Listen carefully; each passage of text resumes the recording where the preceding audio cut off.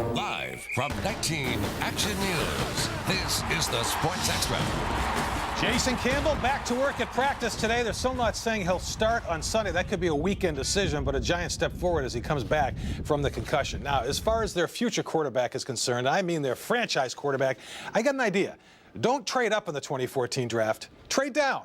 All the way down to round 6, say the 199th overall pick, because that's where you find a Tom Brady. 6 quarterbacks were taken before the Patriots finally rang him up in the 2000 draft. Immortals like Spurgeon Wynn, T. Martin, Giovanni Carmazzi, to name a few. And Brady's never forgotten that. In fact, he thrives on it. It drives him to this day. It's going to drive him all the way to Canton. In the meantime, Ray Horton with the ultimate compliment.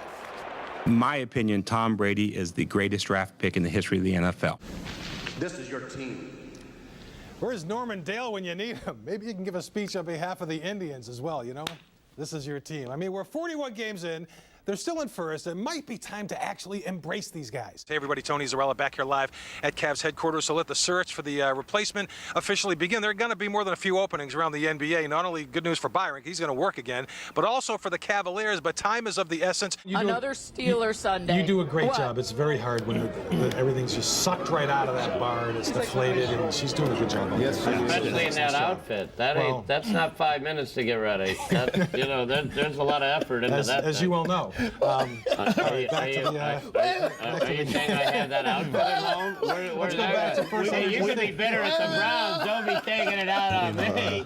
It's a beautiful night here at Progressive Field as the Indians continue to play the Tampa Bay Rays. Score still 3-0, but it's great to see 43,000 fans pack this ballpark tonight. That was a great moment, the first couple of innings. I'll say this is the agonizing part of a one-game playoff, which is unprecedented in baseball, and if you lose it, it's like a tease. Yeah. And you didn't get enough. You didn't get a series. If you win it, you don't care about that. I know. It's but we're not giving up hope because it's not over yet.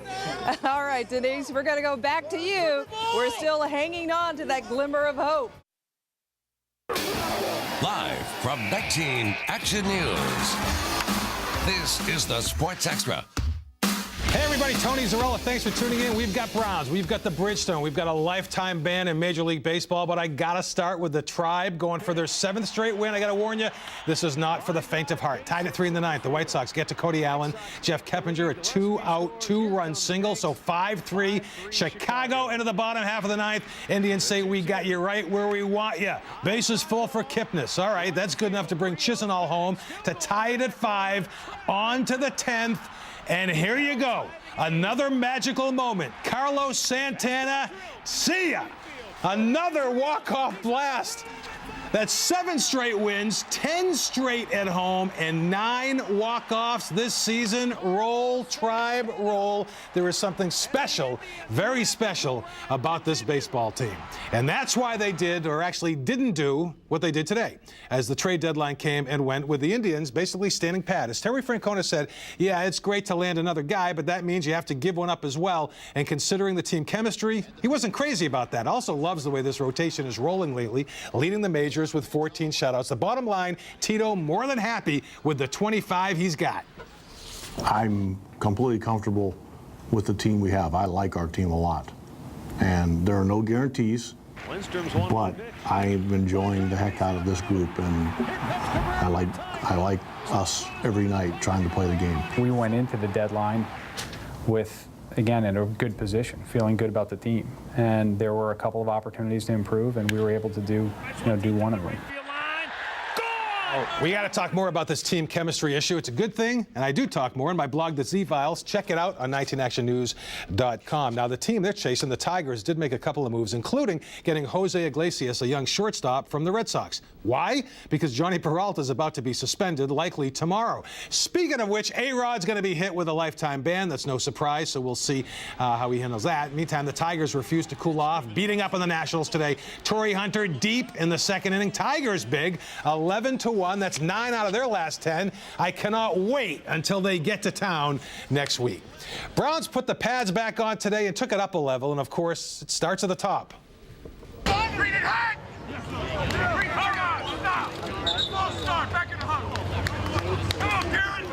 Yeah, be Coach Chud lighting the fire. You want hits? Check out Kent Richardson, the rookie out of West Virginia, laying out Tori Gurley.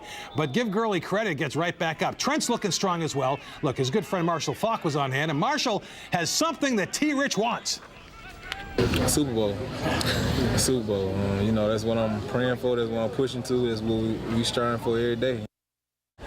All right, the greatest who ever teed it up and the man who's chasing his record. We're going to hear from both on the eve of the Bridgestone when the Sports Extra continues.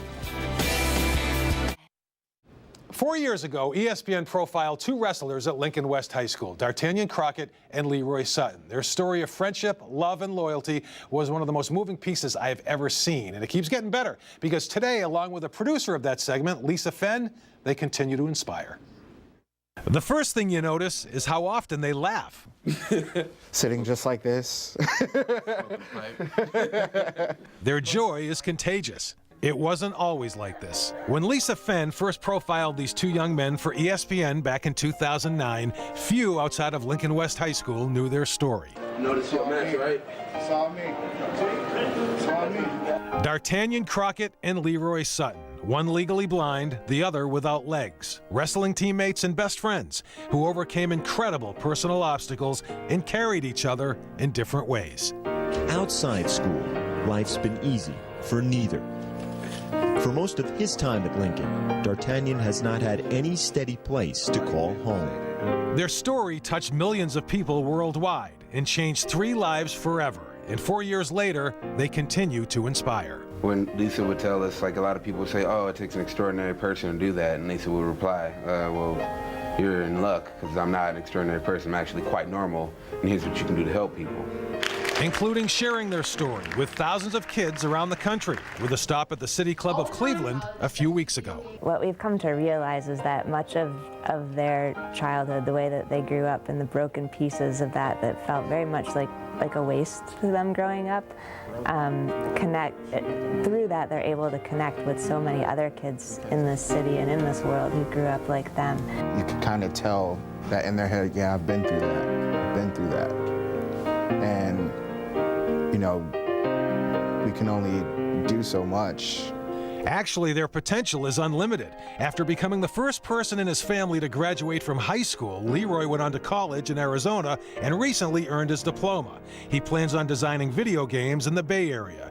And D'Artagnan, he switched to judo and won a bronze medal in the London Paralympic Games last summer. He's already training for the 2016 Games in Rio. I'm gonna come in real soon. But right now you're gonna go with Daddy. You're gonna get your pastas, okay? I plead the fifth. Lisa and her husband have since doubled their family. Their 3-year-old son Saxon was adopted here in Cleveland, and their daughter Talia is 2. But D'Artagnan and Leroy remind them that their oldest kids are now in their early 20s. They get together at least once a month to share their story with others and have some laughs. Like when D'Artagnan was asked how he carried Leroy up and down those steps all those times. Very simply, actually. People would say, oh, I did such incredible things, like just like giving somebody a piggyback ride. Never saw anything that amazing with it. I mean, yeah, it was heavy, but it was just concentrated weight in one area. One of our friends... You're calling me fat. Once again? No. Another thing you notice is how over time these 3 have become one, and how none of them would be where they are today without the others. Absolutely. Yeah. Because each one of us is just one small piece to the larger picture. You can't have the Justice League without Batman. Or Superman. Or Wonder Woman. But it's kind of all for one and one for all here. You know, so many things about their friendship has inspired me, and so much about the opportunities that I've been able to corral for them has inspired them. Their incredible story will likely end up on the big screen. A movie deal is in the works. When we come back, Chuck Booms taking center stage at the Improv.